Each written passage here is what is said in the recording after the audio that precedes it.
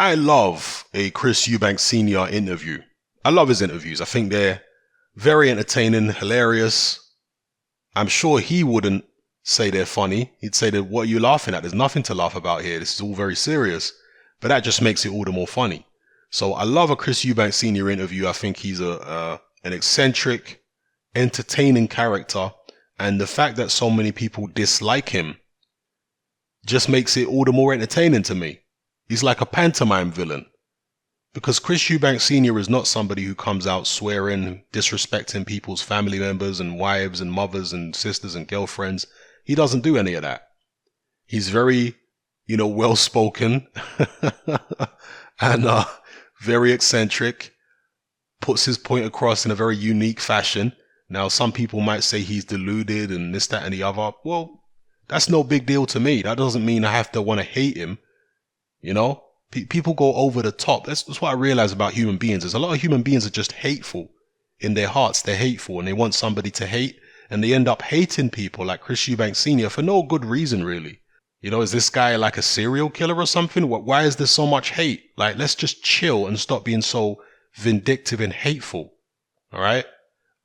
He is a strange man, but I find it very entertaining, as I say, like a pantomime villain. But in this particular interview, as entertaining as it is, and I strongly recommend everybody watches this. In this interview, he's talking about his son, Eubank Jr. And essentially, he has kind of lost faith in his son. That's the vibe that I'm getting from what Chris Eubank Sr. says here. He's lost faith in his son. He doesn't know whether his son has the mentality to succeed at top level. He believes in his son's ability, his physical ability, but he questions his mindset. He even went as far as saying, I don't know what's in my son's mind. Whereas before, you would have expected him to say, I know what's in his mind. I'm his son. He's part of me. I'm his dad. He's part of me. I know how he thinks. You see, I mentioned this in videos in the past when it comes to the Eubanks. I said that Chris Eubank Sr. assumed that his son was cut from the same cloth as himself from a mental point of view, because Chris Eubank Sr. was somebody who could rise to the occasion. When he moved to New York City to go live with his mum at the age of 16, he'd never laced up a pair of boxing gloves before. So he went to New York City, he learned how to box there. He had all his his amateur fights in the United States. And he actually had his first few pro fights in the United States as well. So when he returned to Britain, nobody in Britain knew who this guy was. Nobody in the boxing industry, none of the promoters, none of the trainers, none of the fighters, nobody knew who this guy was. He just appeared completely out of nowhere on the boxing scene in Britain. And he eventually had his first major step-up fight against Nigel Benn.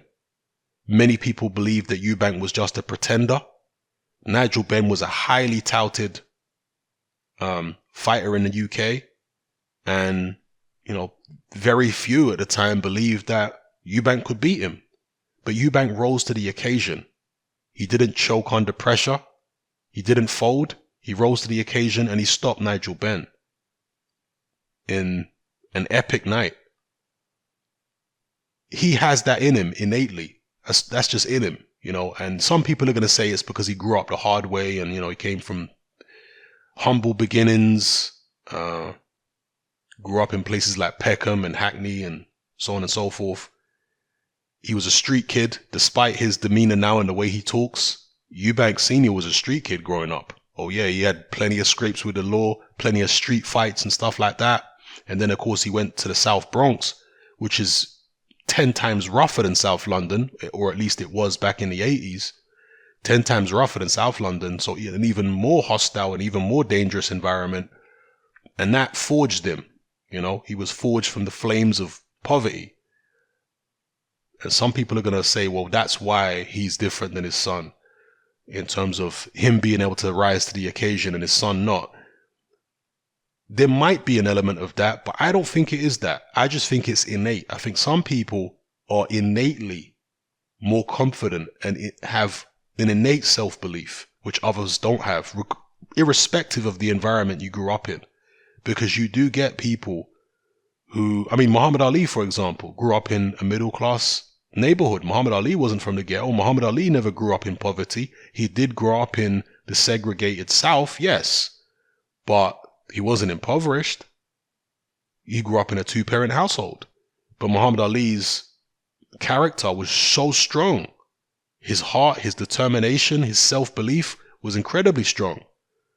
When he fought Sonny Liston had a much rougher upbringing than Muhammad Ali. But Ali was the stronger character in there against Sonny Liston. So I think some people are born stronger than others mentally. And Eubank Sr. has finally come to the realization, it seems, that his son is just not as strong as he is mentally. That with his son, it's a lot of front, it's a lot of bluster. He likes to portray himself as really confident, but deep down, there are doubts. There are doubts which Eubank Sr. didn't have, or if Eubank Sr. did have doubts, he was able to overcome his doubts a lot better than his son. Let's just put it that way. So that's the impression that I get from this particular interview. And there's also Eubank Sr.'s suggestion that Shane McGuigan should train his son. In fact, he's even said that George Groves should train his son. It seems as though Eubank Sr. is not impressed by the new trainer that his son has hired. I believe it's called, is it Nick Diaz? Nate Diaz.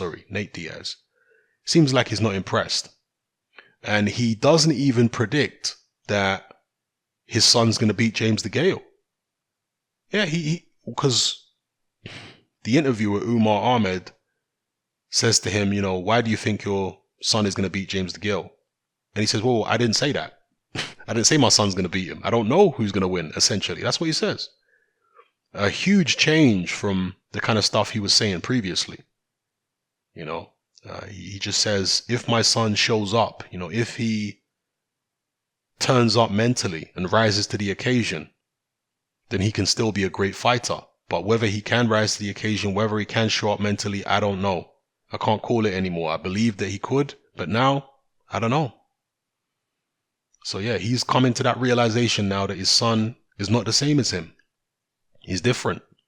Doesn't have that same innate self-confidence. I'm not saying he's not a confident guy, Eubank Jr. He is confident, but it's all relative. There are levels when it comes to confidence. And Eubank Sr.'s confidence and self-belief was absolutely astronomical. It's through the roof. Even when he was a relative nobody in boxing, his self-belief was, out of the stratosphere. So let me know what you guys think about this in the comment section below. Eubank Sr. finally coming to terms with his son's shortcomings. How do you feel about it? And how do you feel about this James DeGale fight? Do you think he's going to show up this time? Because yes, Eubank Jr. has technical deficiencies too, which his dad doesn't really talk about. And maybe his dad should have acknowledged the technical deficiencies prior to now, and maybe help to correct those technical deficiencies. But I think it's a lot more than just technical deficiencies with Eubank Jr. as to why he has failed in the 2 times that he stepped up. It's not just technical deficiencies. There's a mental blockage there. And you could see it particularly in the Saunders fight. Because why wasn't he throwing any punches for the first half of the Saunders fight? Why wasn't he? I'm telling you now, I've been around in boxing for many decades, and I know what I'm looking at.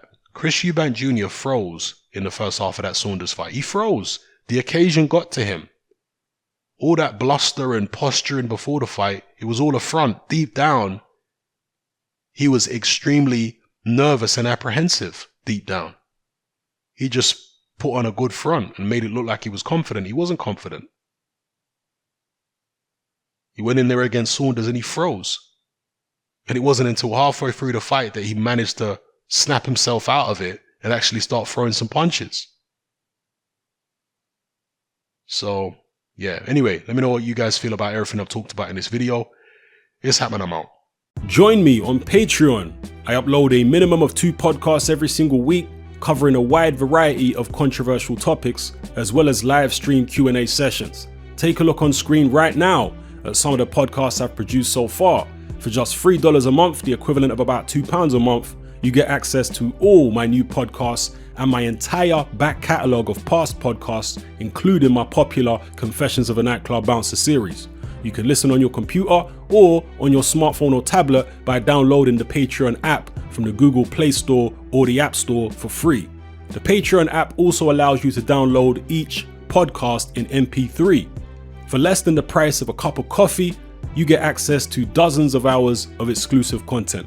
It's easy to sign up, there's no contract, and you can cancel at any time. So come and join our community of free and critical thinkers by signing up with me here on Patreon today.